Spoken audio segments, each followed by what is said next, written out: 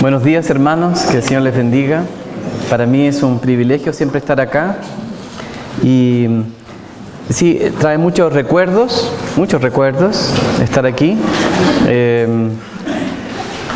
Bueno, yo llegué aquí cuando estaba Craig, estaba Sergio y Santiago, y para mí fue siempre un ejemplo de liderazgo, de un amor diferente, que recibía a los caídos, y yo era parte de ese grupo, entonces fui muy beneficiado. Me gustaban ellos también, y me gusta que ellos son personas comunes y corrientes en las manos de un Dios extraordinario. Y yo creo que siempre ellos me dejaron claro eso, que quien era extraordinario era Cristo, y ellos eran personas comunes y corrientes como yo, que me llevaban, me hacían de puente para encontrar a Jesús. Y de alguna manera creo que ese principio sigue. Y yo doy gracias a Dios por la vida de Sergio y Elisa ahora en esta etapa que ya lleva años dirigiendo la obra acá, y gracias por mantener eso, en realidad esa genética de ser hombres comunes y corrientes que llevamos a la gente a un Dios extraordinario. Y yo creo que es algo que Dios ha puesto aquí y que hay que seguir dando, que eso jamás deba acabarse. Han pasado muchas cosas en tantos años, ¿verdad? Yo llegué aquí flaco y soltero. Continúo un poco flaco. No sé si tanto ya en realidad, porque me veo en las fotos y no me veo como antes. Pero sí me veo con una esposa muy linda y 4 leones, los 4 niños que el Señor nos ha dado. Por un tema de que ayer estuvimos en Pichilemu visitando una hermana misionera de la iglesia. Hicimos un viaje el viernes y regresar ayer son muchas horas, y los niños tenían, algunos de ellos, prueba mañana, entonces necesitaban quedarse en Viña del Mar. La próxima vez esperamos venir con ellos.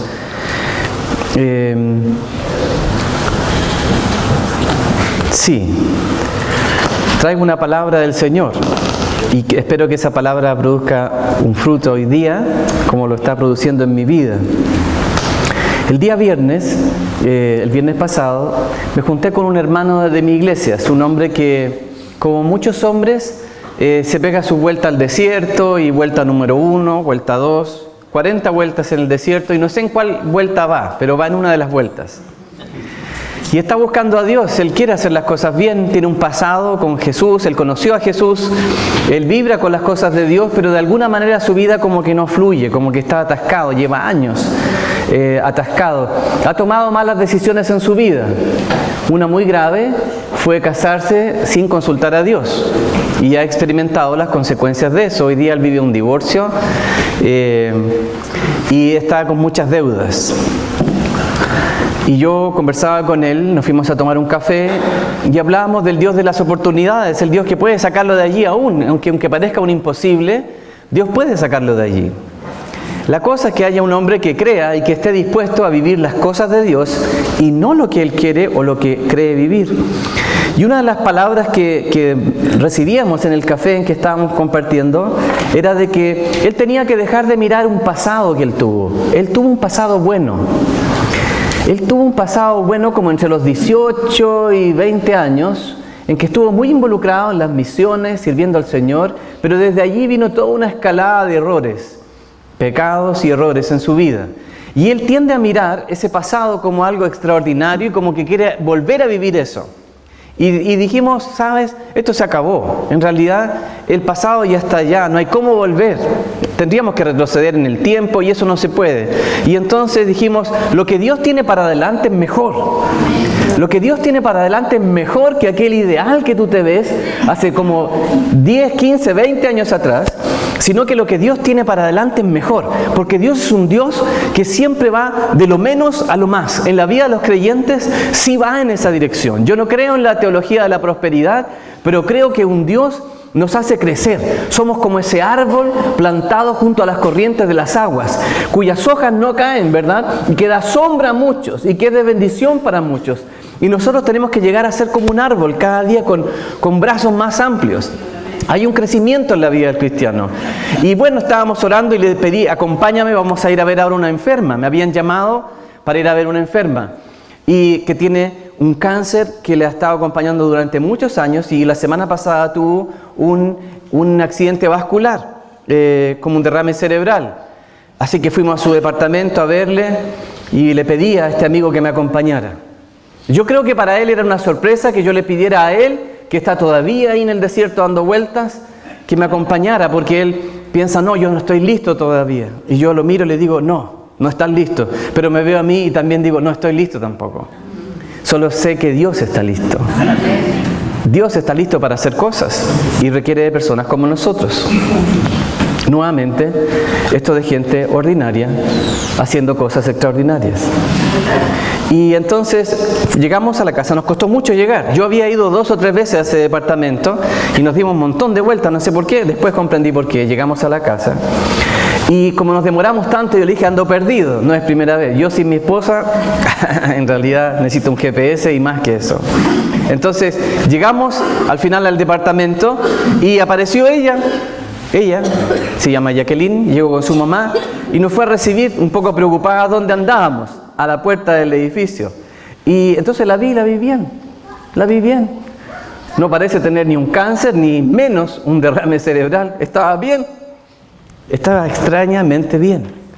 Vamos al departamento, vamos con su madre y mi amigo. Y llegamos allá y me dice, ¿sabes? Mi esposo, que es un hombre bien exitoso, es un hombre que es dueño de una de las clínicas de donde nosotros vivimos y médico neurocirujano. Y yo había ido a su casa otras veces, pero cuando yo llegaba, él gentilmente me saludaba y desaparecía gentilmente también. Y esta vez me dijo Jacqueline que él quería hablar conmigo, quería hacerme una petición. Y llegó al living y me dice, Waldo, quiero que me unjas. Y yo dije, este necesita más que una unción. ¿Saben? A veces nosotros necesitamos mucho más que una unción. Necesitamos nacer de nuevo. Así que yo le expliqué que él necesitaba eso, más que una unción, necesitaba nacer de nuevo. Y le dije cómo era el tema, que Jesús había muerto por nosotros, que hay una cruz que nos recuerda la obra de Cristo y que nosotros no podemos, pero Jesús sí pudo y que Él podía entregarle todos sus pecados. Bueno, ustedes saben eso. Y él dijo, yo quiero recibir a Jesús. Como que me pilló así como entre cruzado, ¿verdad? Como que uno naturalmente te sale a hablar de Jesús, pero no siempre espera las respuestas tan buenas como esa, que él me dice, yo quiero recibir a Jesús. Entonces le digo, bueno, hagamos una oración. Y repite conmigo. Yo esa me la sé de tiempo. Así que hice mi oración. Y yo miraba ahí si era verdad o no lo que estaba pasando mientras estaba orando. Incluso le preguntaba en la oración, ¿tú sabes lo que estás haciendo, verdad? ¿Entiendes lo que estamos diciendo? Sí, me decía, yo quiero recibir a Jesús en mi corazón. Bueno, hicimos la oración y dimos gloria a Dios. Jacqueline esperaba la visita del pastor para que Dios le sanara o hiciera algo en su salud. Pero hizo mucho más que eso. Le dio a un esposo nuevo. Y le pedí luego a mi amigo que me acompañaba, ora por ellos ahora, para que la bendición del Señor venga sobre esta casa. Y yo no escuchaba una oración más comprometida que la de mi amigo ese día. Yo creo que él se sintió parte de las cosas extraordinarias. Y ver un milagro delante de él, como que lo animó a creer que quizás Dios también puede hacer un milagro en su vida. Que por más perdido que él ande, todavía Dios en su gracia y su misericordia pueden agarrarle y generar él algo nuevo. Yo no voy a hablar de esto. La prédica tiene que ver con otro concepto, pero muy relacionado. El Señor creo que me trajo aquí para hablarles sobre un concepto que habla sobre la diferencia entre un hombre, un ser viviente y un ser que da vida. Y les pido que por favor enciendan sus Biblias. Eso lo escuché ayer. Eso lo escuché yo, no es mío, lo escuché anteayer. Enciendan sus Biblias en 1 Corintios 15, versos 45 en adelante. 1 Corintios, capítulo 15, versos 45 en adelante.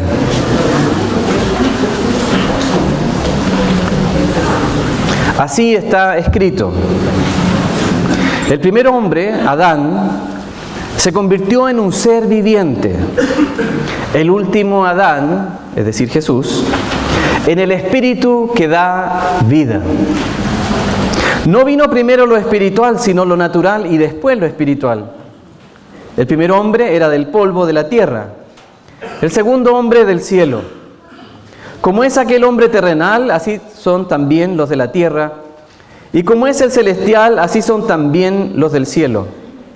Y así como hemos llevado la imagen de aquel hombre terrenal, llevaremos también la imagen del celestial. Uno de mis hijos, de los dos menores, nos preguntó a mi señora y a mí algo que nos sorprendió. Nos preguntó, ¿qué es un vividor? ¿Qué es un vividor? No sé de dónde lo escuchó, pero su pregunta era, y estaba allí para nosotros, ¿qué es un vividor? Y le respondimos, uno que vive para sí. Uno que vive para sí mismo. Uno que no está interesado en los demás. ¿Cuál es la diferencia entre Adán y Jesucristo? Que Adán era un vividor y Jesucristo uno que da vida. ¿Qué diferencia? Algunos hombres son, como decía un pastor que yo tenía de niño, son como el mar muerto. El mar muerto tiene una característica, no sé si ustedes la conocen, pero es un mar que recibe muchos afluentes y ríos, pero no descarga en nada, no tiene ríos que surjan de él. Solo recibe, recibe y recibe. Y por eso se llama mar muerto, porque el agua no fluye. ¿Qué tipo de hombres son ustedes o mujeres? ¿Son hombres que viven para sí? ¿O hombres o mujeres que viven para dar vida? Hace un tiempo atrás leí un libro que se llama El hombre celestial. Quizás algunos de ustedes lo conocen, del hermano Jung. ¿Alguno de ustedes lo ha leído? ¿Es un hermano? ¿Nadie? ¿Leen libros? El hermano Jung, El hombre celestial. Es un gran libro. Habla acerca de la persecución de los cristianos en la China. Y yo había escuchado ese libro. Me acuerdo que un amigo, Jan Cooper, hijo del pastor Alfredo Cooper, me decía, Waldo, ese libro cambió mi vida y todo el tema. Y yo al final me creí lo que él decía y lo agarré ese libro.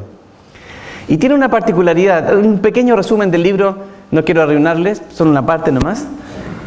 Habla de que en la persecución de los comunistas en la China actual, un hermano creyente ha decidido con valor predicar el Evangelio nomás, entendiendo de que por predicar el Evangelio podía ser arrestado. Y de hecho lo fue. Fue arrestado y fue torturado. En China la situación no es nada fácil, no tiene nada que ver con nuestra realidad y los hermanos sufren gran persecución. Sin embargo, es la iglesia que ha tenido mayor crecimiento. Quizás a lo largo de la historia no hemos visto un crecimiento más grande que en la iglesia de China. Y yo a veces me pregunto si no será eso lo que Dios quiere con nosotros, mandarnos una persecución de una vez por todas, para que pueda como sacudirse la cosa y saber quién es quién. Yo decía en mi iglesia, mientras compartía esto, decía, quizás Dios nos necesita mandar una persecución para que se sepa quién es quién. A veces perdemos mucho tiempo en personas que ni siquiera son. Y necesitamos como algo que nos remezca. Bueno, el hermano Jung fue atrapado y fue torturado. Y mientras estaba siendo torturado, se acordó de un episodio que aparece en la Biblia, cuando el rey David, huyendo de Saúl, llega donde un rey Aquis, un rey que pertenecía a un grupo que eran los de Gat. Y resultó que estos eran filisteos. Y David sabía que si lo reconocían, hasta ahí él iba a llegar, lo iban a matar. Y no sé si ustedes conocen este texto, pero decide David hacerse el loco. Bueno, algunos saben hacerse el loco, ¿verdad? Pero este David también quiso hacerse el loco, pero para salvar su pellejo. Aunque también algunos se hacen el loco para salvar su pellejo. Y resulta entonces que David se chasconea bien, creó el pelo y empezó a babear y rasguñaba, dice la Biblia, con sus uñas los muros cuando fue llevado donde el rey Aquis. Y entonces este rey dice, ya tengo suficientes locos, ¿para qué vamos a añadirle uno más? Sáquenlo de aquí. Y se salvó David de morir. Y entonces el hermano Jung se acordó de esto y empezó a gritar mientras era torturado, ¡soy el hombre celestial! ¡Soy el hombre celestial! Y gritaba y todo el mundo lo veía y no entendían qué estaba pasando. ¡Soy el hombre celestial! Y lo torturaban más. ¡Soy el hombre celestial! soy el hombre celestial. La cosa es que provocó tal impacto que los soldados lo dejaron solo. Pero los demás prisioneros escuchaban este grito que decía, soy el hombre celestial. ¿Y saben qué? Muchos de esos hombres se han convertido. Y el testimonio es que son cientos y cientos de hombres en las cárceles de China que escuchando el grito de que hay un hombre que es celestial, ellos también anhelan eso. Porque cuando hay alguien que dice de que hay algo mejor que solo un hombre celestial, provoca en muchos terrenales el deseo de algo mayor. Cuando alguien dice que ha encontrado a Jesucristo, que ha encontrado la respuesta para su vida, provoca en los demás un deseo de conocer eso y de saber si es verdad y si también puede cambiar su vida. Bueno, este grito del hombre celestial ha cruzado las fronteras. Su libro es uno de los libros más leídos en el mundo. Y este hombre ha llegado a ser de tal testimonio que ha generado una nueva generación de misioneros que están yendo hoy día a la China. Y el avivamiento ha sido aún mayormente explotado por este hombre celestial. Bueno, el hermano Jung, aunque no dijera esta frase, él es un hombre celestial. Y déjenme decirles por qué él es un hombre celestial. Porque ha decidido que su vida ya no es tan importante, sino que hay otra vida que es más importante que la de él. Y que ya no son sus derechos ni lo que él quiere, sino lo que Dios quiere lo que importa. Y eso lo constituye a él en un hombre celestial. Leí hace una semana atrás en un libro acerca de qué significa nacer de nuevo, frente a la pregunta de Nicodemo a nuestro Señor. ¿Cómo se puede nacer de nuevo? Y este autor parafrasea a Jesucristo y dice las siguientes frases. Solo cuando está dispuesto a morir a todo en su vida, incluyendo sus derechos, sus virtudes y su religión, y esté dispuesto a recibir en sí mismo una nueva vida que nunca ha experimentado aún, puedes nacer de nuevo. ¿Sabe? Aquel que está dispuesto a renunciar, aquel que está dispuesto a dejarlo todo, está así de ser un hombre celestial y desprenderse de lo terrenal. Yo recuerdo que hace ya muchos años atrás, como estudiante de Derecho y luego también como abogado, que yo creo que más cuando era estudiante de Derecho, yo tenía 3 sueños y lo he compartido varias veces en varios lugares esto. Yo tenía 3 sueños en mi vida. Uno de mis sueños era tener una casa en la dehesa. Ese era uno de mis sueños. Una casa en la dehesa. Cosa de cuando yo invitara a mis amigos les dijera, pasen por favor, aquí está el ala norte, el ala sur, el ala este y el ala oeste. En realidad era nomás. Era algo que yo quería experimentar. Esa sensación de mostrar un poco el éxito en mi propia vida. La segunda cosa es que fuera de esa casa yo quería mi Range Rover. Ahora sería año 2014, de color azul, ahí en la puerta. Cosa de cuando llegara los domingos a la iglesia en mi Range, todos dijeran, qué hombre más bendecido es el Waldo. Llévame a dar una vueltita. La tercera cosa era que quería que mis hijos fueran al Grange.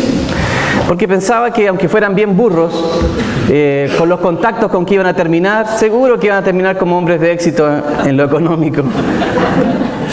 Y bueno, algunos conocen la historia, no tengo ni mi casa en la dehesa, ni mi Range Rover, ni tampoco mis hijos van en el Grange, pero tengo un hogar. Tengo un hogar. Y los principios y valores se los damos en mi casa. Y estas piernas que son flacas todavía, no han engordado con el tiempo, me ayudan a caminar y llegar a lugares que otros no pueden llegar. Es bien extraño. Adán era un hombre que lo tenía todo. Sin embargo, él volvió al lugar de donde partió, al polvo. ¿Cómo es posible que un hombre que lo tenía todo volvió al polvo? ¿Cómo llegó allí? ¿Cuándo dejó de escuchar al Señor? ¿Cuándo permitió que su deseo fuera mayor que el deseo de seguir a Dios? La Biblia no dice esto, pero sin lugar a dudas fue un proceso. Un proceso en el corazón de Adán, que dejó de deleitarse en el Señor y empezó a buscar más bien los deseos de su corazón. La Biblia dice, deleítate en el Señor y Él te concederá las peticiones de tu corazón. ¿Y sabe cuál es el pecado? Buscar las peticiones del corazón. Ese es el pecado. Buscar las peticiones del corazón y no confiar en Dios ni deleitarnos en Él. El pecado es cuando dejamos de mirar al Señor y empezamos a tratar de agarrar nosotros para nosotros mismos. Y buscamos el deleite en las cosas en vez de buscar el deleite en el Señor. Y nuestro corazón, hermanos, es como un saco roto y engañoso, donde nunca es suficiente. Nunca es suficiente. Ustedes no sé si vieron, creo que fueron los canales Megavisión, parece transmitió acerca de la clase media. Fue hace como 3 semanas atrás, hicieron un reportaje de la clase media. ¿Qué significa ser clase media? Y yo por fin decía, qué bueno que alguien esté hablando de ese tema, porque en Chile todos somos clase media. Y uno dice, y clase media baja, clase media del medio, clase media... Hay una variedad de clase media increíble. O sea, depende de donde tú mires y cómo quieras tratar este tema. Pero en el fondo, yo creo que cada uno quiere ser como una mejor clase media. Y nunca es suficiente. Nunca es suficiente. Y recordé las palabras del predicador que aparecen en Eclesiastés 12. No sabemos si fue Salomón, pero probablemente lo fue. Eclesiastés 12, del 6 al 8, dice así: acuérdate de tu Creador antes que se rompa el cordón de plata y se quiebre la vasija de oro, y se estrelle el cántaro contra la fuente y se haga pedazos la polea del pozo. Volverá entonces el polvo a la tierra como antes fue, y el espíritu volverá a Dios, quien es quien lo dio. Lo más absurdo de lo absurdo, todo es un absurdo, ha dicho el maestro. Este hombre tuvo todas las cosas y al final la vida le resultó un absurdo. ¿Saben? Porque empezar aquí a acumular, ese es el absurdo.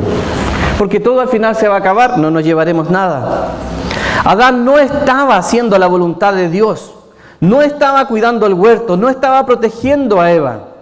Adán estaba sentado al lado de ella cuando vino su caída, cuando volvió al polvo. Hermanos, y viendo un libro que me regaló Sergio a propósito de esto de descubrir al caballero que hay en cada hombre, me refiero a como orden de caballero,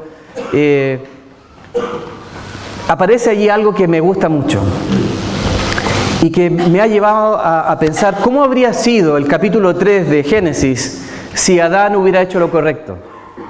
Y yo creo que ustedes conocen el pasaje cuando Eva come del árbol, ¿verdad? Y le convida a Adán y luego viene todo el desastre, porque fue un desastre. Hasta ahora vivimos ese desastre. Pero la pregunta es, ¿qué debió haber ocurrido? Y entonces yo quiero invitarlos a que pensemos cómo pudo haber sido el capítulo 3. Y entonces yo me imagino a Adán que está trabajando en el huerto. Porque hay 3 cosas que Dios le pide a un hombre, ¿verdad? La primera de ellas es que le da una voluntad para obedecer. Segundo, le da un trabajo para hacer. Y tercero, una mujer para amar. Las 3 cosas que nos hacen hombres: un trabajo, una voluntad y una mujer. Y entonces estaba allí trabajando, estamos viendo el capítulo 3 como debió ser, y dirigiendo cómo estaba el jardín, ¿verdad? Diciéndole al elefante, córrete estos árboles para allá, hagamos la cosa bien. Adán haciendo su pega, su tarea. Y de repente en medio de su trabajo se da cuenta que su amada no está, que Eva no está. Entonces se da vuelta y ve a Eva que está conversando allá con una manguera que está de pie. Y entonces se preocupa y deja ahí su pala y empieza a caminar hacia donde está Eva. Y ve, ¿quién será ese flaco que está hablando con mi señora? Y se va acercando y se empieza a preocupar. Y ya no solo está caminando, sino que empieza como a trotar. Adán está trotando hacia su señora. Y mientras está corriendo, se mueve aquí el cinto y empieza a sacar la espada, porque un hombre siempre debe estar preparado, ¿verdad? Y entonces se saca su espada y va corriendo hacia su señora. Ya se da cuenta que la situación es terrible, que es muy peligrosa. Y ya corre con desesperación. Pero es un hombre y va a hacer su tarea. Va a defender a su amada y salta en el aire y le corta la cabeza a esa manguera que estaba de pie. Y le dice a su esposa: nena, no hables con extraños. Y guarda su espada y empieza nuevamente a hacer su trabajo. Pero ¿dónde estaba Adán? ¿Dónde estaba realmente él? ¿Sabe lo terrible de la historia de Génesis 3? Es que Adán estaba al lado de Eva. Estaba sentado al lado de ella. Yo me lo puedo imaginar a Adán, sentado en su verger, con su control remoto, con todos los botones que puedes encontrar, ¿verdad? Y todas las posibilidades. Yo creo que ya el Adán tenía su dedo gastado, había perdido el dígito de tanto apretar la cosa, ¿verdad? Y estaba allí distraído, ¿verdad? Descansando y dándose un placer, dándose un gustito a sí mismo. Y no se da cuenta que Eva está a punto de cometer el error que va a marcar a toda la humanidad. Y él, en vez de asumir su rol, ve cómo su mujer está hablando con el enemigo y no hace nada, hermanos. Nada. Porque está preocupado solamente de él. Porque está preocupado de su propio beneficio. No está dispuesto a defender a su esposa, ni defender lo que viene después tampoco. No está queriendo obedecer a Dios. Él hace rato que parece que está sentado ya. Y viene su mujer y le ofrece el fruto. Y él, en vez de decir cualquier otra cosa como rechazar, él llega, lo toma. Vean el relato bíblico, lo toma como nada, como robotizado, como absolutamente perdido en él mismo, y mastica ese fruto. Y viene la maldición sobre él. ¿Saben por qué? Porque Adán estaba viviendo para sí. Adán era un vividor. Adán era un vividor. Uno que estaba enfocado en sí mismo, no en las cosas de Dios. Cuando llegamos y actuamos sin consultar a Dios, cuando nos movemos por nuestro corazón sin el temor de Dios, cuando creemos que nuestro pensamiento es superior a la Biblia, cuando no estamos orando, pero opinamos, hermanos, pero opinamos. En la iglesia hay gente que opina y no está orando, no está leyendo la palabra del Señor, pero opinan. Cuando no hay temor de Dios, sino solo el deseo de agradar a los hombres, usted en ese instante es un vividor. En ese momento es un vividor. Sí, porque al final se trata de usted, de lo que usted cree y no de lo que Dios quiere. Por eso la Biblia, en las palabras de nuestro Señor Jesucristo, dice en Lucas 14, 26, si alguno viene a mí y no aborrece a su padre y madre y mujer e hijos y hermanos y hermanas y aún también su vida, no puede ser mi discípulo. En Marcos encontramos en las palabras de nuestro Señor también, Marcos 10, 28 al 30, no hay nadie que haya dejado su casa o hermanos o hermanas o madre o padre o hijos o tierras por mi causa y la del Evangelio, que no reciba 100 veces más ahora en este tiempo, casas y hermanos y hermanas y madres e hijos y tierras con persecuciones y en el siglo venidero la vida eterna. ¿Sabe cuál es nuestro problema? Es que estamos buscando las casas, las tierras y los hermanos en vez de buscar a Dios. Tenemos un error en nuestro orden que nos transforma en carnales, en terrenales, enfocados en las cosas de acá. Y nos hemos olvidado que todo lo que vemos será destruido, nada quedará. Y esa es la agonía del vividor, que al final no le queda nada, solo muerte. Porque todo terrenal tiene una maldición sobre sí. Todo hombre terrenal tiene una maldición. Génesis 3, 17 al 19 dice, al hombre le dijo, por cuanto le hiciste caso a tu mujer y comiste del árbol del que te prohibí comer, maldita será la tierra por tu culpa. Con penosos trabajos comerás de ella todos los días de tu vida. La tierra te producirá cardos y espinas y comerás hierbas silvestres. Te ganarás el pan con el sudor de tu frente hasta que vuelvas a la misma tierra de la que fuiste sacado, porque polvo eres y al polvo volverás. El apóstol Pablo en 1 Corintios 15, 22 nos dice que en Adán todos mueren. En Adán todos mueren. Lo único que deja un terrenal, es decir, un vividor, un descendiente de Adán, es muerte. Su propia muerte y la muerte de los que lo rodean. Porque olvídese de una herencia si usted es un vividor. Olvídese de una herencia si usted es un vividor, porque el vividor se consume su propia herencia. No está dispuesto a traspasar nada. No está dispuesto a dar nada. Un hombre terrenal es uno que vive para sí. Su carrera, su auto, su educación, su futuro, sus derechos, sus gustos, su manera, sus necesidades, sus dolores, sus tristezas, sus penurias. San Agustín oraba la siguiente oración: te ama muy poco aquel que ama otra cosa junto contigo, la cual ama no por tu causa. Cualquier otro amor que tengamos al nivel de nuestro Señor es un desamor hacia Cristo Jesús. Amén. Y no nos permitirá, hermanos y hermanas, ser hombres y mujeres celestiales si no estamos dispuestos a poner al Señor en el lugar que Él se merece. ¿Qué hacer? Cambia el tú por su. Ya no más mi voluntad, sino su voluntad. Ya no más lo que yo quiero. Mi señora, dentro de todas las ideas buenas que tiene constantemente, ha puesto en la casa varias hojas con versículos bíblicos. Mi casa tiene versículos bíblicos. ¡Qué buena idea! Esto ya lleva harto tiempo ya.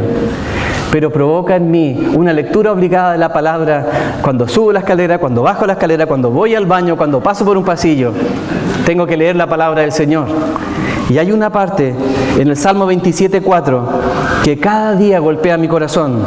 Dice: una sola cosa le pido al Señor, y es lo único que persigo: habitar en la casa del Señor todos los días de mi vida, para contemplar la hermosura del Señor y recrearme en su templo. Hay dos verbos aquí nomás. Dice contemplar y recrear. Contemplar la hermosura del Señor. Hermanos, hay una diferencia entre el terrenal y el celestial. Es que el celestial se goza con el Señor y se goza en ver lo que Dios está haciendo. Hay una gran diferencia. Y la segunda es recrearnos en su templo. Yo les pregunto a mis hijos cada vez qué parte del colegio más les gusta. Y yo me gozo cuando ellos dicen el recreo. Y me gozo porque les creo y porque pienso que en realidad ese es el punto. Ese es el punto. Ese es el punto. Para el Día del Niño invitamos a todos los niños de la iglesia y le pedí al Señor que quitara la jornada extendida y que les diera más tiempo en sus casas con sus familias. Estamos pidiendo a Dios un milagro grande, no es un milagro pequeño, pero que los niños vuelvan a jugar. Hemos orado por eso, seriamente, ¿eh?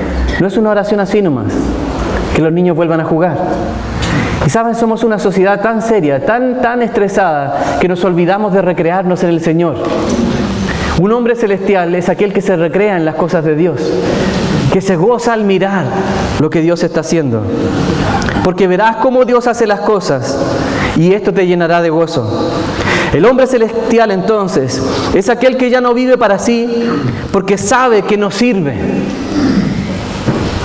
Sabe que no sirve, sino que se gastará por entero por aquel que lo llamó. Se gozará en obedecerle y en seguirle. Leí en un libro las siguientes palabras de David Livingstone, misionero británico en África. En el año 1857, el 4 de diciembre, se dirigió a los estudiantes de Cambridge en una charla, invitado como este famoso misionero que se encontraba en África. Y les quiero leer un pequeño trozo de lo que Livingstone dijo a sus estudiantes de Cambridge en el año 1857. De mi parte, yo nunca he cesado de regocijarme en que Dios me ha llamado a este oficio. La gente habla del sacrificio que he hecho en gastar tanto tiempo de mi vida en África. ¿Es sacrificio aquello que trae su propio premio en actividad sana, la conciencia de hacer el bien, paz mental y una brillante esperanza de un glorioso destino después? Esto es enfáticamente no un sacrificio. Digamos entonces, es un privilegio.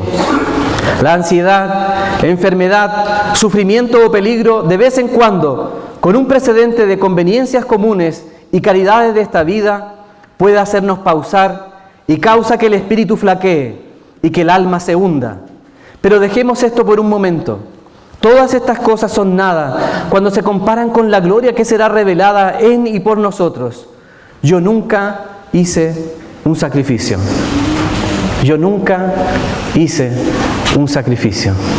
Hermanos, nunca es un sacrificio. Hacer la voluntad del Señor, hacer lo que Él nos pide, nunca es un sacrificio. Completando lo que dice 1 Corintios 15:22, pues así como en Adán todos mueren, también en Cristo todos volverán a vivir.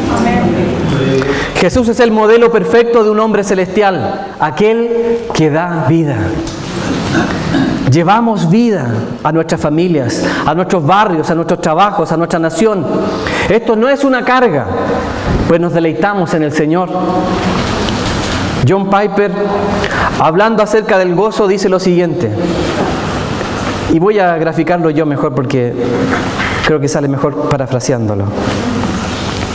Supongamos que estoy de aniversario de matrimonio, en mi caso 15 de marzo, fecha que no puedo olvidar, y ustedes tampoco sus propias fechas.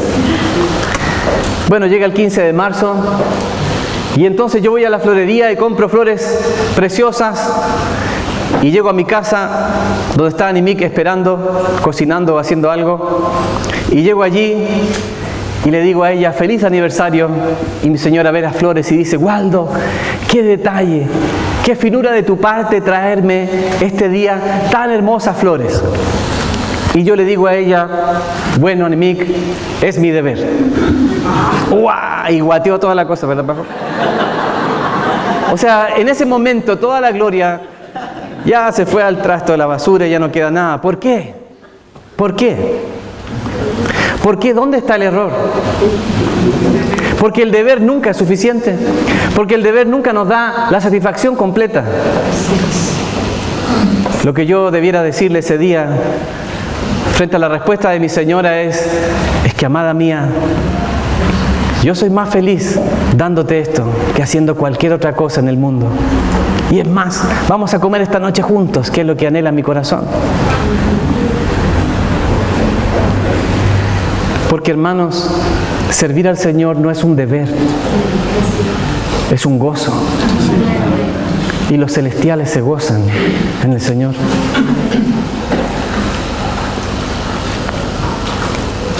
Déjeme continuar con el pensamiento de Piper. Amada, lo hago porque te amo, porque soy feliz amándote. Hijos míos, estoy con ustedes porque se me llena el corazón al caminar juntos.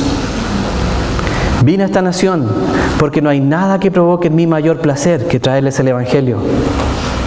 El hombre celestial es aquel que encuentra el deleite en el Señor, y lo demás no importa. Lo demás no importa. Solo confiaré en Él.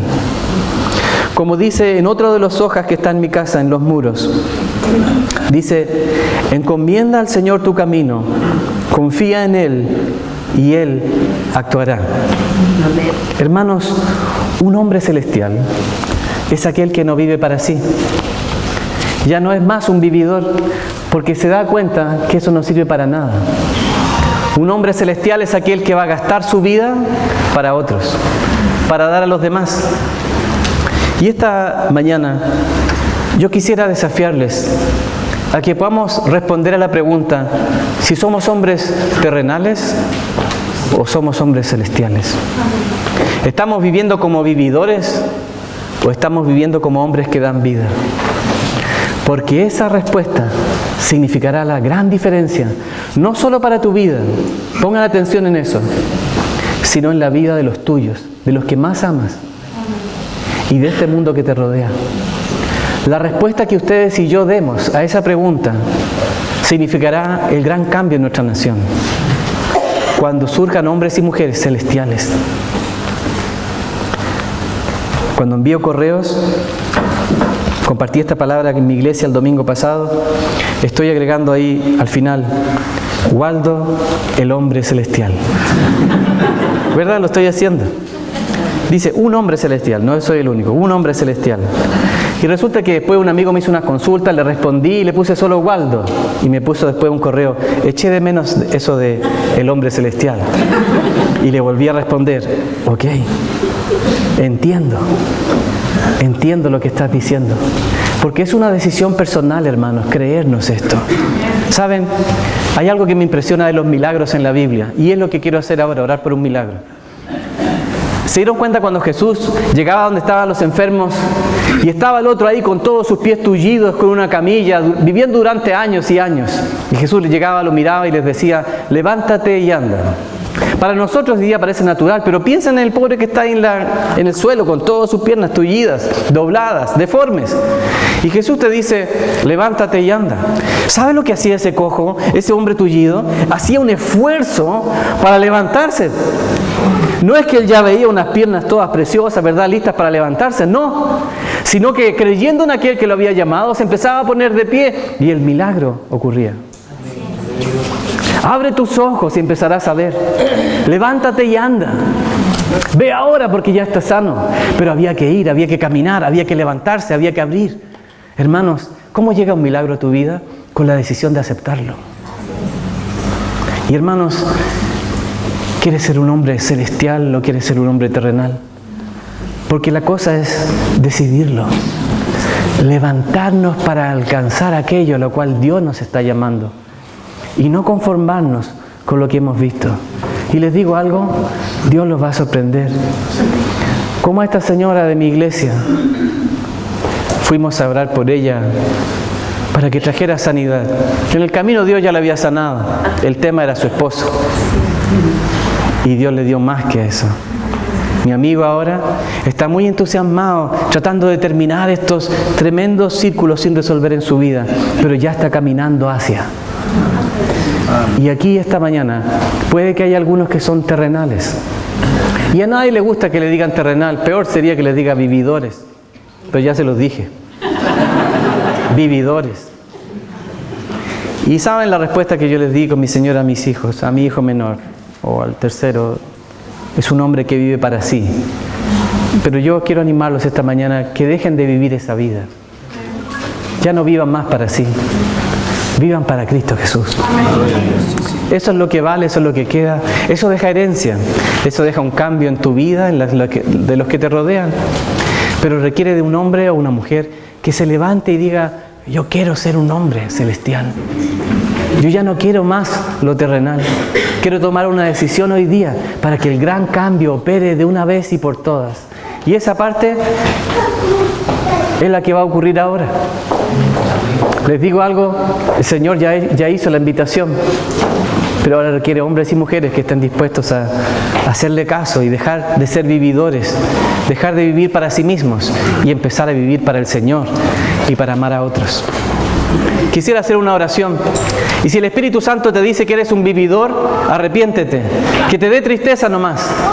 Y arrepiéntete. Pero toma hoy un paso. ¿De qué sirve quedarnos llorando ahí abajo en nuestra vida tullida? Si cuando podemos levantarnos y creer que Dios nos está invitando hoy día a ser hombres y mujeres celestiales. Aleluya. Entonces oremos un rato y deja que el Señor te diga si eres un hombre celestial o eres un vividor.